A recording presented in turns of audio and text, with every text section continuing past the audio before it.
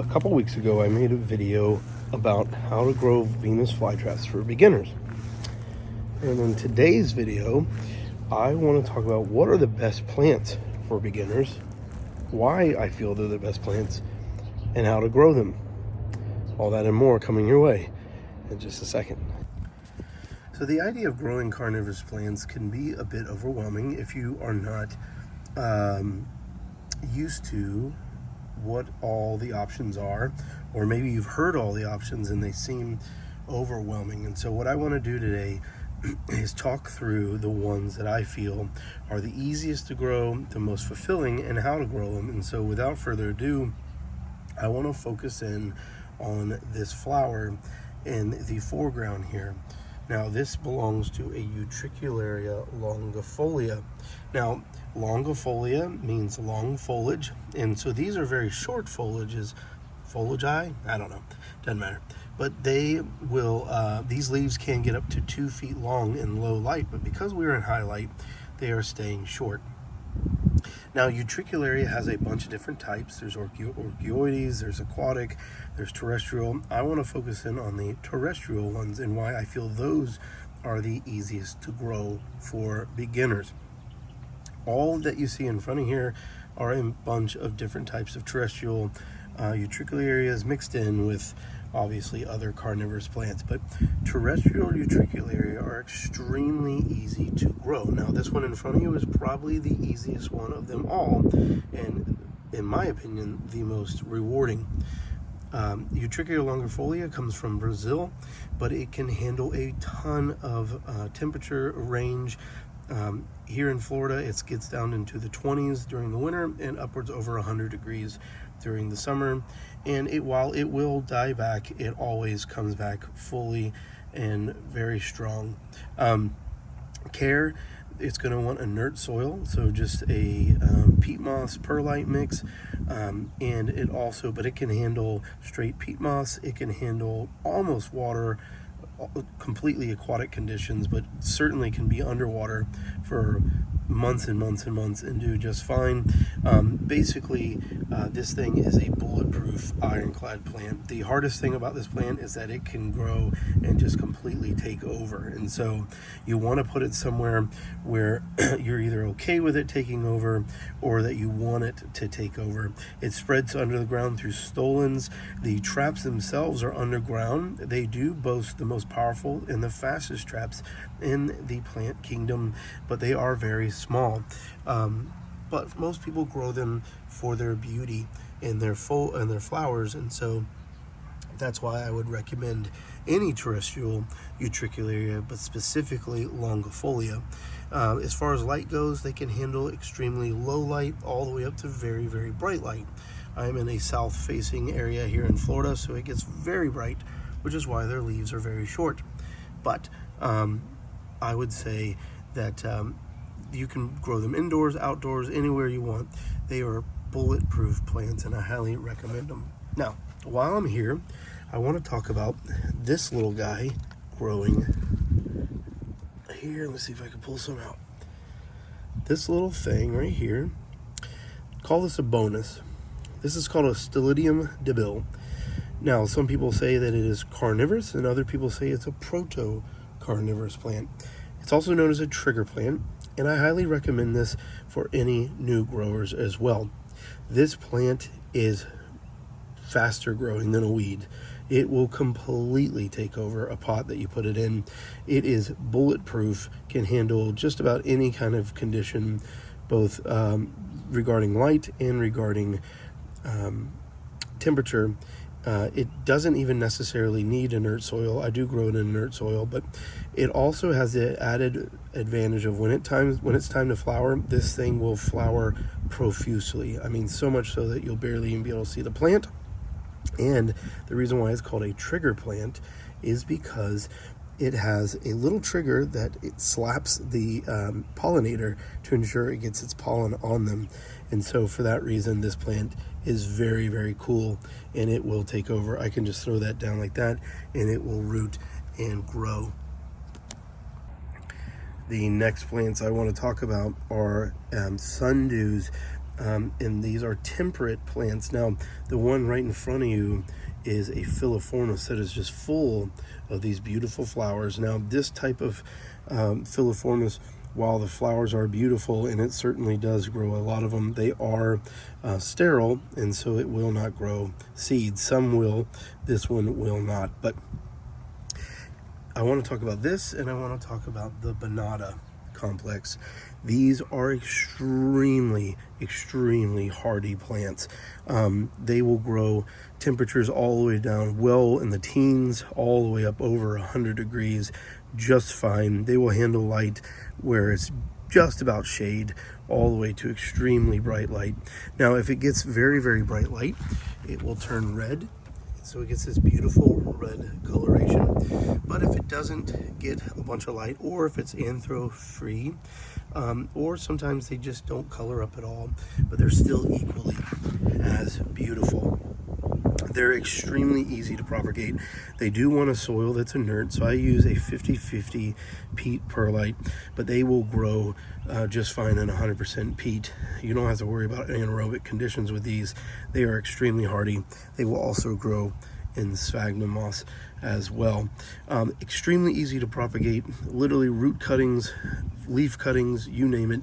They will, if you want a collection from just one plant, you can easily get hundreds and hundreds of plants just within a single growing season.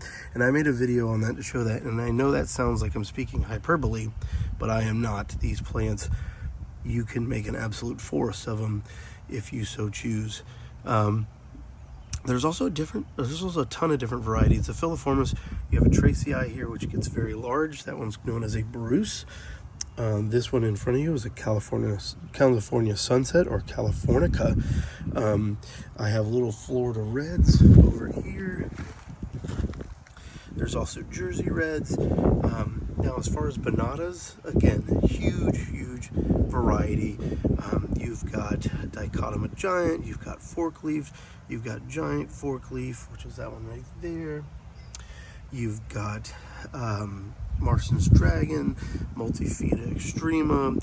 I mean, there is just a ton, and that's not even talking about locales. So there's a ton of options for you to be able to grow those if you want, and that is why, among other reasons, I suggest these as great beginner plants. Next, we're going to talk about Sarracenia. Now, all the ones in front of you were grown from seed, and so they all have different sizes to them. These are all about a year old. Some of them are really big for a year old, and some of them are very small. Now, Sarracenia are extremely easygoing plants. They are very forgiving. Their water levels, I've seen them be completely submerged, especially like your Purpureas and your psittacinas love that. They want an inert soil, peat, perlite, and they are going to want bright light. These, unlike the other two or three that I've talked about, they want that bright light, and they're not going to do so great in shade. They will survive, but they won't do so hot. They'll flop over, and they may not get very good colors, but they want very bright light. They hail from North America, which is also why they're known as the North American pitcher plant. They are a little bit prone to caterpillars, as you can see here, but caterpillars turn into beautiful butterflies, so I don't mind them all that much. They grow via rhizome, and so they will divide relatively quickly. They're going to want, just like any of the other plants, by the way, that I mentioned in this video, they're going to want a water that is pure, so either distilled water, rainwater, or reverse osmosis water. Now, the benefit to the last three that I've talked about is that they can handle a high ppH, or parts per million. The Venus flytrap handles anything lower than 50. These I have used tap water on for months at a time during dry season, and my tap water is 150 ppm. So, and they have not batted an eye. So they are very tolerant of higher parts per million. Also, they don't mind a high water level. Some plants are more prone to root rot than others, like a Venus flytrap, so these are not. they are okay. Now they can get rhizome rot if they are submerged for too long or don't have good airflow. But if you grow them outside, you don't really need to worry all that much about that.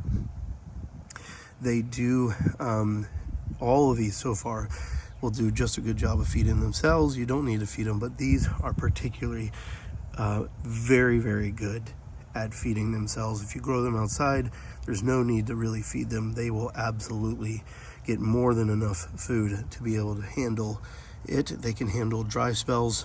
Certainly you want to keep their soil moist, but they can handle drier conditions than most other carnivorous plants.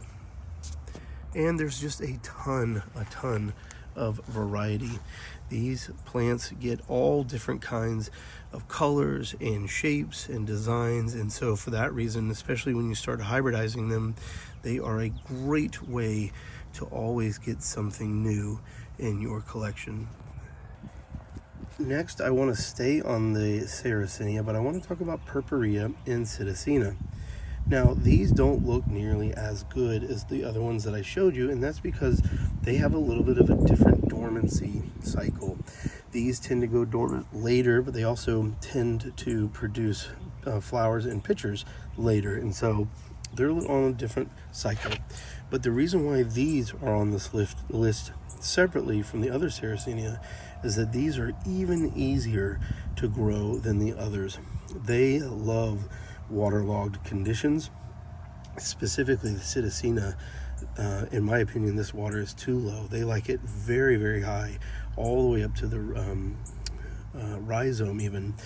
In the wild, these will grow in the very low areas of the basins where they're getting a very high water level, and these will grow sometimes submerged and most of the time on floating mats or right on the shoreline, and they will run their roots all the way down and anchor into the ground.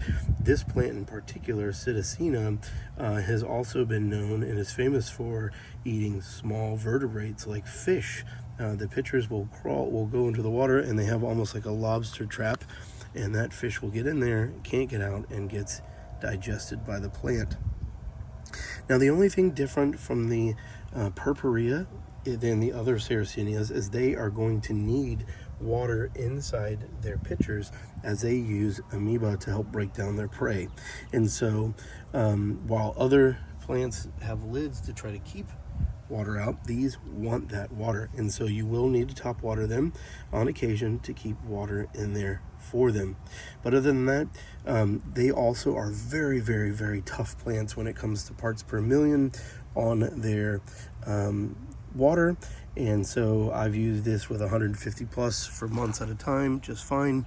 They can handle extremely high water conditions. They want very, very bright light, just like all the other plants we've talked about here today.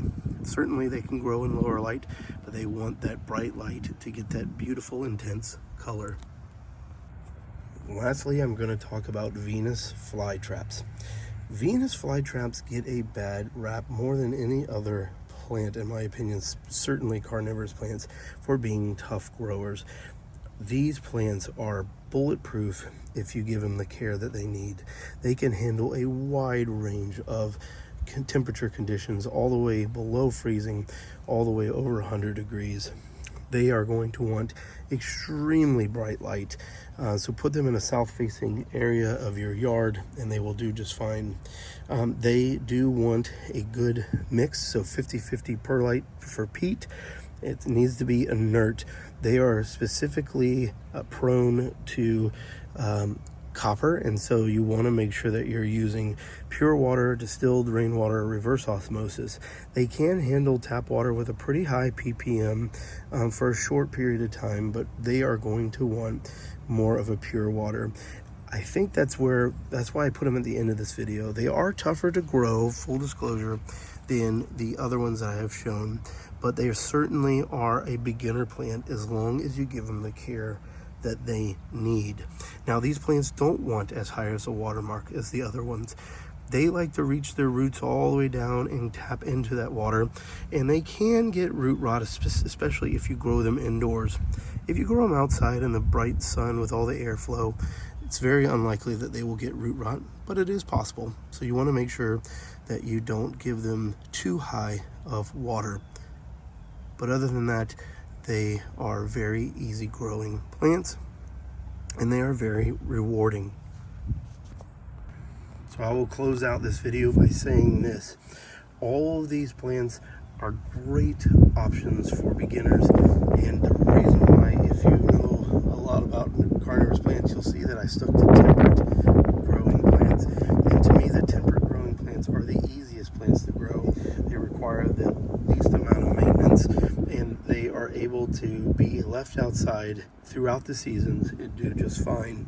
And that in itself, for me, is the reason why they should be considered great plants for beginners, as they are more self-sufficient than other types of carnivorous plants.